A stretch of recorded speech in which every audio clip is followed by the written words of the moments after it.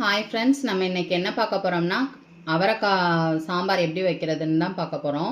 ரொம்ப டேஸ்ட்டாக இருக்கும், சூப்பராக இருக்கும். இந்த மாதிரி ட்ரை பண்ணி பாருங்கள். ஃபஸ்ட்டு வந்து நான் 1 கிலோ அவரைக்காய் எடுத்து வச்சுருக்கேன். இந்த மாதிரி இந்த ஷேப்பில் சும்மா நம்ம ரஃபாக இந்த மாதிரி கட் பண்ணி வச்சுக்கலாம்.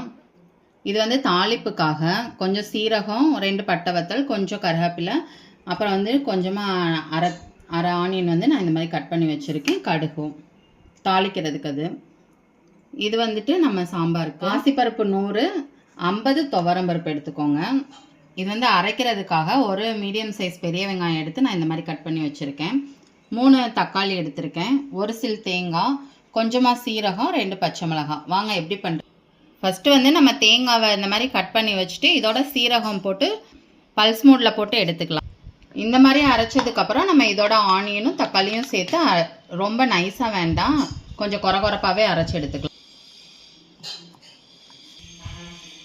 இந்த அளவு நம்ம கொரகொரப்பாக அரைச்சி எடுத்துக்கலாம்.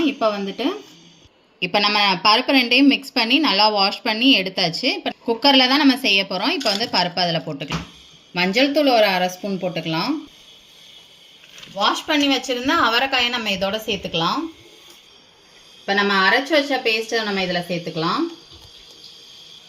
இதோட 2 பச்சை மிளகாய், சாம்பார் பொடி 1 ஸ்பூன் இந்த அளவு உப்பு சேர்த்துக்கலாம்.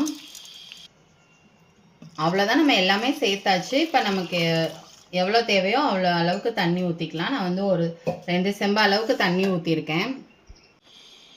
அவ்வளோதான். நம்ம இப்போ குக்கரை மூடி இதில் ஒரு 2 விசில் அளவுக்கு நம்ம 2 விசில் விட்டு நம்ம ஆஃப் பண்ணிக்கலாம். பாருங்கள், நமக்கு விசில்லாம் வந்துடுச்சு. இப்போ நம்ம ரெடி ஆயிடுச்சான்னு பார்ப்போம். சூப்பராக ரெடி ஆயிடுச்சு நமக்கு சாம்பார். அவ்வளோ அருமையாக ரெடி ஆயிடுச்சு. இப்போ நம்ம தாளிப்பு ரெடி பண்ணி இதில் போட்டுற வேண்டியதான். 2 ஸ்பூன் கடலெண்ணெய் ஊற்றிக்கலாம். இப்போ கடுகு போட்டுக்கலாம். கடுகு பொரிஞ்சதும் ஆனியன் போட்டுக்கலாம். இப்போ வந்து கருவேப்பிலை, சீரகம், பட்டை போட்டுக்கலாம். இப்போ நமக்கு ஆனியன் வந்து நல்லா கோல்டன் ப்ரௌன் ஆயிடுச்சு. இப்போ நம்ம கொஞ்சமாக மிளகாய்த்தூள் சேர்த்துக்கலாம். சேர்த்த உடனே அடுப்பை ஆஃப் பண்ணிடுங்க. அப்படி எடுத்து நம்ம ஊற்றிக்கலாம்.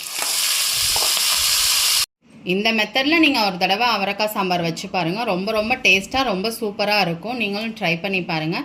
இந்த வீடியோ உங்களுக்கு பிடிச்சிருந்துச்சுன்னா லைக் பண்ணுங்கள், ஷேர் பண்ணுங்கள், கமெண்ட் பண்ணுங்கள், சப்ஸ்கிரைப் பண்ணுங்கள். கூடவே அந்த பெல் ஐக்கானையும் கிளிக் பண்ணுங்கள். Thank you friends.